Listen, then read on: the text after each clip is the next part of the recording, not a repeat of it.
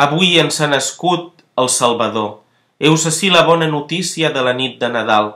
Com cada Nadal, Jesús torna a néixer en el món, a cada casa, al cor de cadascú. La profunda crisi econòmica que estem vivint actualment, malgrat la incertesa i l'angoixa que provoca, ens ajudarà pedagògicament a veure que Jesús no neix en un ambient de malbaratament, de compres, de comoditats, de capritxos i de grans àpats, sinó que neix en la humilitat d'una establia i d'una menjadora.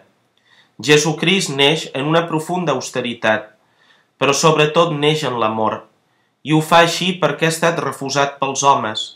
Ningú no els va voler acollir a ell i als seus pares, ni a les cases ni als hostals.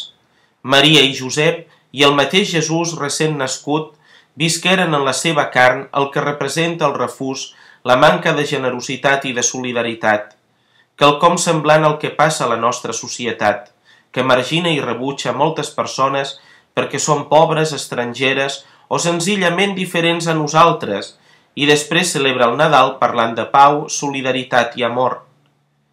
Després les coses canviaran i amb l'anunci de l'àngel, no tingueu por, us anuncio una bona nova que portarà a tot el poble una gran alegria. Els pastors, gent mal vista i exclosa de la societat de llur temps, aniran corrents cap al portal per adorar el Fill de Déu. És la nostra una actitud semblant? Avui els cristians estem plens de joia i amb raó. Com afirma Sant Lleó el Gran, avui no s'escau que hi hagi lloc per a la tristesa en el moment en què ha nascut la vida.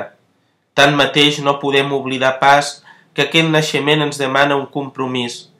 Viure el Nadal del mode més semblant possible a com ho va viure la Sagrada Família, és a dir, sense ostentacions ni dispendis. Celebrar i fer festa és compatible amb l'austeritat i fins i tot amb la pobresa. Per altra banda, si durant aquests dies nosaltres no tenim sentiments autèntics de fraternitat envers els refusats, forasters sense sostre, és que en el fons som com els habitants de Betlem i no acollim el nostre Salvador.